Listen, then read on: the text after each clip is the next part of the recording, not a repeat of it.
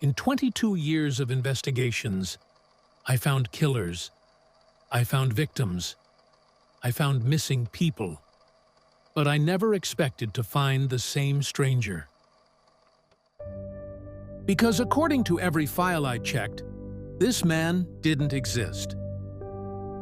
And yet, somehow, he kept appearing.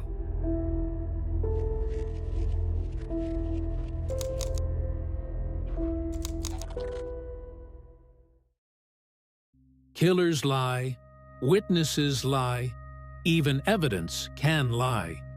But photographs usually don't. That's why I couldn't stop looking at the image. Not because of who was in it, because of what it did. When we showed the photograph to Eli Crane, something changed. For hours, he had spoken without hesitation. Confident, calm, almost proud. But the moment he saw that face, he stopped. No anger, no denial, no explanation, just silence.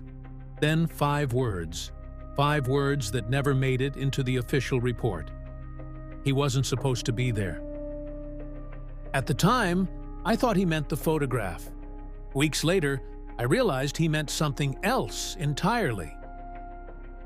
My name is Detective William Ward, and this is the case that made me question how many investigations are truly solved. Officially, the Crane case was closed.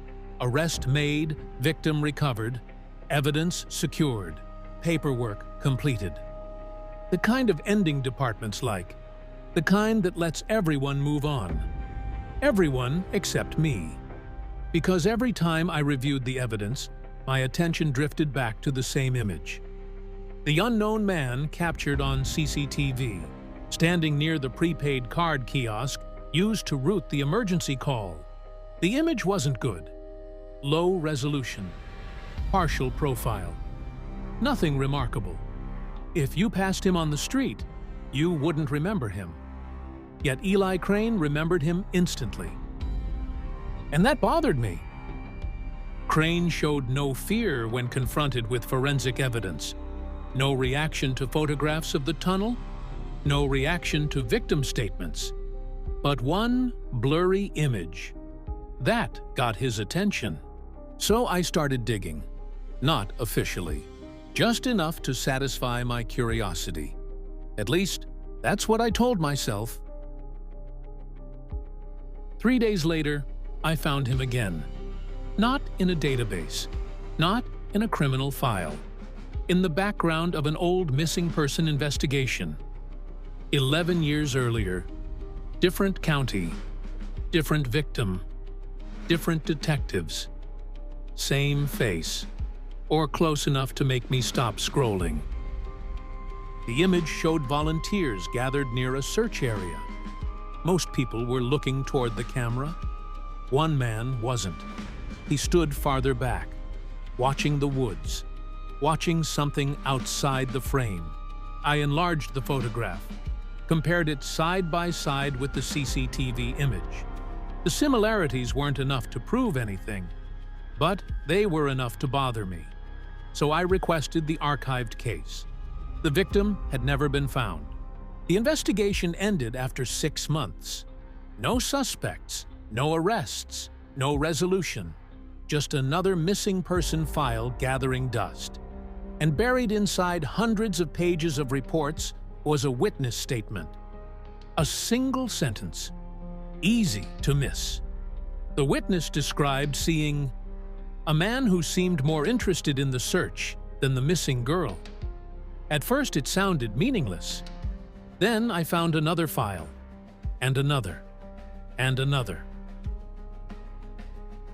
22 years, 7 investigations, 3 counties, different victims, different crimes, different detectives. Yet the same description kept appearing.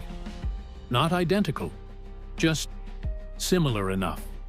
A man who arrived before anyone knew why he was there. A man who stayed near the edges of investigations.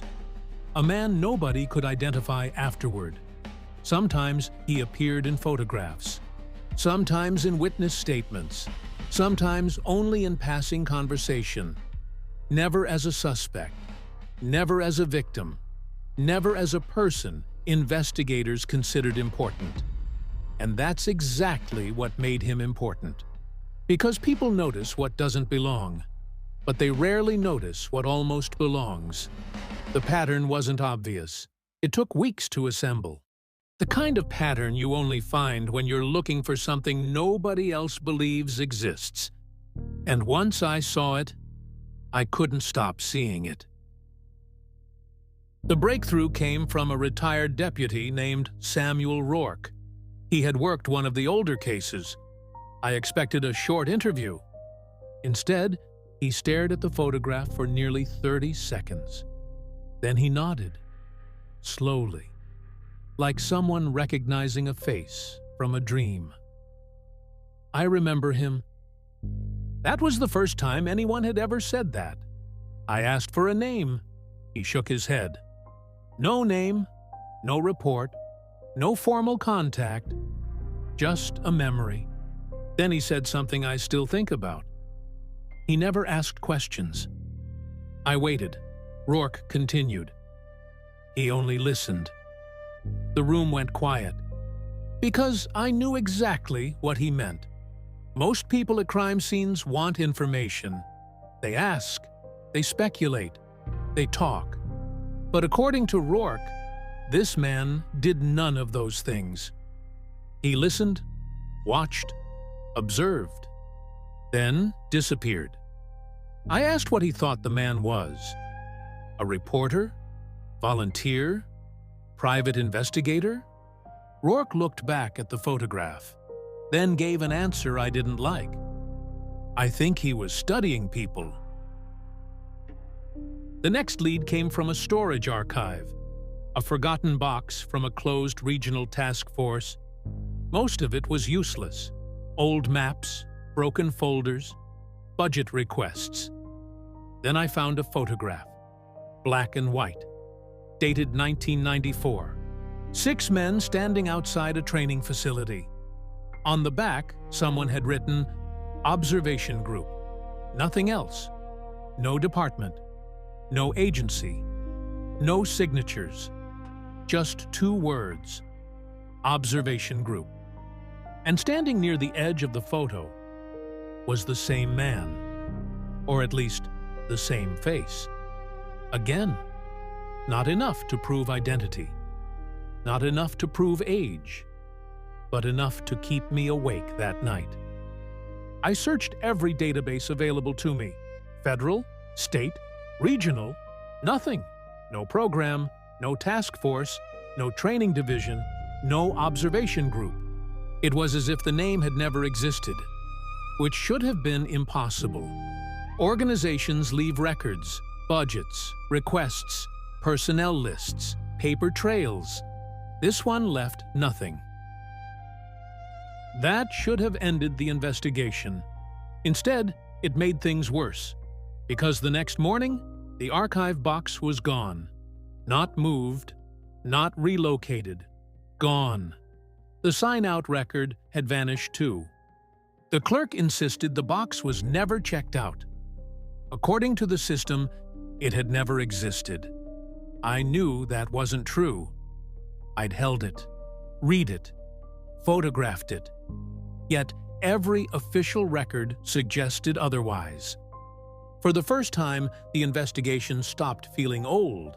It felt active, recent, like someone was paying attention, not to the cases, to the people asking questions about them. I spent months trying to identify a man who wasn't in the files. What I discovered instead was far more troubling.